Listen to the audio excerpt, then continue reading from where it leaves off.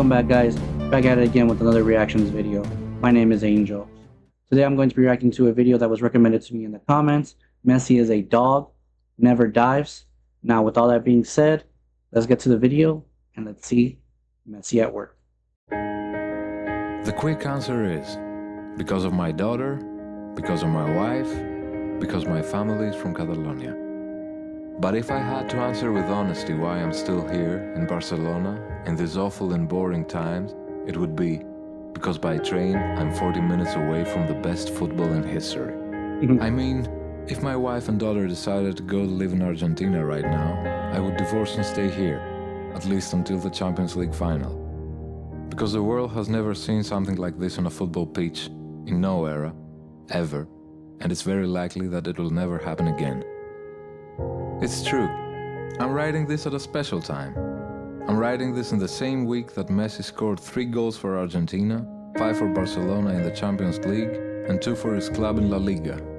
10 goals in 3 games for 3 different competitions. The Catalan press doesn't talk about anything else. For a little while, the economic crisis isn't the main subject on the front page of the news. The internet explodes, and in the middle of all this, a theory passed through my head. A very strange, hard-to-explain theory. That's why I'll try to write it, to see if I can finally grasp it fully. It all started this morning. I'm watching Messi goals on YouTube non-stop. I'm doing it with guilt because I'm in the middle of editing magazine number 6. I shouldn't be doing this. By chance, I click on a compilation of clips I've never seen before. I think it'll be one more video like thousands and thousands, but I soon realize it is not. The clips are not Messi goals, his best runs, nor his assists. It's a strange compilation. The video shows hundreds of clips, 2 or 3 seconds long each, in which Messi gets tackled fiercely and doesn't fall to the ground. He doesn't dive or whine, he doesn't try to win a free kick or a penalty. In each frame, he keeps his eyes on the ball while he struggles to find balance. He makes supernatural efforts to keep the game going, even if the opposite defender deserves a yellow card. It is a compilation of relentless kicks, obstructions, stomps and cheating, reckless tackles and shirt grabbing. I've never seen them all together. He runs with the ball and receives a kick in the tibia, but keeps going. He gets hit in the ankles, stumbles and keeps going. He gets his shirt grabbed and pulled by a defender. He frees himself and keeps going. Suddenly, I was stunned, because something in those images was familiar to me.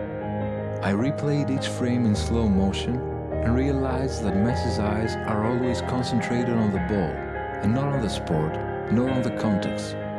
Football today has very clear regulations by which, a lot of times, falling to the ground could mean securing a penalty or getting an opposition player booked because it could prove useful for later counterattacks. In these clips, Messi seems like he doesn't understand anything about football or opportunities. It seems like he's in a trance, hypnotized. He only wants the ball in the net. He doesn't care about the sport, nor the result, nor the laws. You have to look carefully into his eyes to understand it. He squeezes them as if struggling to read a subtitle. He focuses on the ball, and he wouldn't lose sight of it, not even if he was stabbed. Where have I seen that look before? It looked familiar to me, that gesture of introspection. I paused the video, zoomed into his eyes, and then I remembered. The eyes of Totin when he was going crazy for the sponge. When I was a child, I had a dog called Totin. Nothing moved him. He wasn't an intelligent dog. When thieves broke into the house, he just looked at them while they carried the TV away. The doorbell rang, and he didn't seem to have heard it. I puked, and he didn't come to lick it. But when somebody, my mother, my sister, myself, grabbed a sponge, a yellow sponge to wash the dishes, Totin went mad. He wanted the sponge more than anything in the world. He was dying to get that yellow rectangle and carry it to his dog bed. I would show him the sponge with my right hand and he would focus on it. I would move it side to side and he would never stop looking at it. He could not stop looking at it. The speed in which I moved the sponge didn't matter. Totin's neck would move at identical speed through the air. His eyes would become attentive, intellectual eyes. like Messi's eyes, which stop being the eyes of a scatterbrained teenager and for a few seconds turn into the attentive side of Sherlock Holmes. I discovered today, watching that video, that Messi is a dog, or a dogman. This is my theory. I'm sorry if you had greater expectations. Messi is the first dog that plays football. It is possible that he doesn't even understand the rules. Dogs don't fake it and dive when they see a car coming in their direction. They don't complain to the referee when a cat escapes them. They don't want the garbage truck to be booked. When football started, players were like this too. They went for the ball and nothing else. Color cards didn't exist, nor the offside rule, nor were the away goals more important than the home ones. Back then, people played football like Messi and Totin. Afterwards, everything got very strange. Today, everyone seems to care more about the bureaucracy of the sport, its laws. After an important game, people take a whole week to talk about the legislation. Did Juan get booked on purpose so that he would miss the next game and play El Clásico? Did Pedro really fake the foul inside the penalty box? Will they allow Pancho to play as stated by the clause number 208, which says that Ernesto is playing for the under-17? Did the coach order to overwater the pitch so the opponents would slip and break their cranium? Did the ball boys disappear when the game was 2-1 and appear again when it was 2-2? Will the club appeal Paco's double yellow card in the tribunal? Did the referee correctly add the minutes that Ricardo wasted by protesting about the sanction that Ignacio received because of Luis' time wasting before the throw-in? Like, how can you not love any player in football that does not dive? Like, it doesn't matter if he's not on your team or he's not your favorite player, but you must appreciate this, you know? And if you're a Messi fan, you obviously appreciate and you know how amazing he is and the things he's accomplished. But man, he's getting tackled out there, like physically tackled out there. And I don't even know if the other players are getting flags, yellow flags, red flags, or cards. I guess they're called red cards, yellow cards. But man, that is crazy. This guy, yeah, he's a dog, and he never quits, and his eyes are always on the prize, which is, the football. No, sir. Dogs don't listen to the radio. They don't read the news. They don't understand if a game is an unimportant friendly or the cup final. Dogs want to take the sponge to their dog bed, even if they are tied to death or if the mice are killing them. Messi is a dog. He breaks past records because the dogman played football only until the 50s. Afterwards, FIFA invited us to talk about laws and articles, and we forgot how important the sponge is. And one day, a sick boy appears, just like the day a sick monkey stood upright and the history of mankind began. This time, it was a kid from Rosario with, apparently, some disabilities. Unable to say one phrase after another, visibly awkward, incapable of almost anything related to human guile, but with an impressive talent to keep and control something round and inflated and take it to the net at the end of a green prairie. If people let him, he wouldn't do anything else. Take that white sphere and put it between the three posts all the time, like Sisyphus, over and over again. After the game in which he scored 5 goals, Guardiola said, "The day he wants, he will score 6.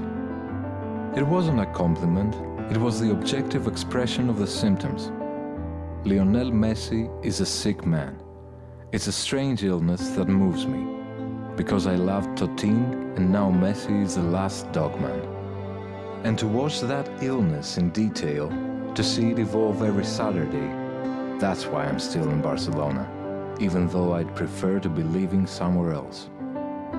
Every time I climb the Camp Nou stairs and I suddenly see the brightness of the lit-up pitch, this moment that always reminds us of our childhood, I say the same thing to myself. You have to be really lucky, Jorge, to love a sport so much and being contemporary with its best version. And on top of that, the pitch where it happens is so close to you. I enjoy my double luck. It's my treasure.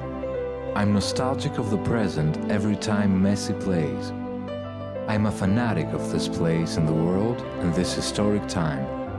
Because I think, on Doomsday, all the men that have ever lived will congregate to talk about football. And one will say, I studied in Amsterdam in 1979. And another will say, I was an architect in Sao Paulo in 62. And another one, I was a teenager in Napoli in 87. And my father will say, I traveled to Montevideo in 67. And another one behind him, I listened to the Silence Maracana in 1950. Everyone will tell their stories with pride until the night is old. And when nobody else is left to speak, I will stand and say slowly, I lived in Barcelona in the times of the Dogman, and there will be silence. Everyone else will lower their head, and God will appear, dressed for the occasion, and pointing at me he will say, you, the little fat one, you're saved. Everybody else, to the showers.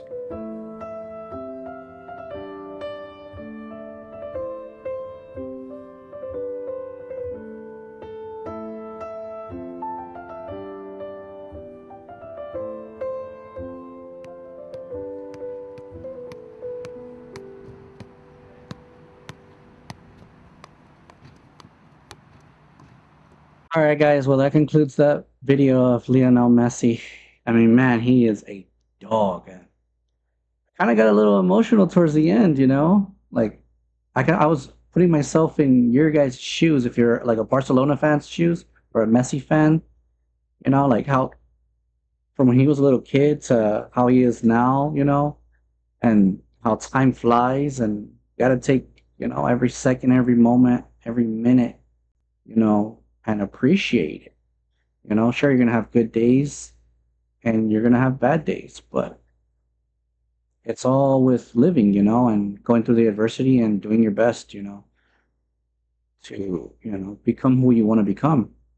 And just to see, you know, Messi grow, you know, from these videos and just hearing other people's reactions, how they appreciate Messi and everything, I could just only imagine, you know, the emotions that are going through when you see him or when you see older videos from when he was younger to how he is now, and like only wishing you can go back and re-watch that version of Messi again all over again and experience those emotions.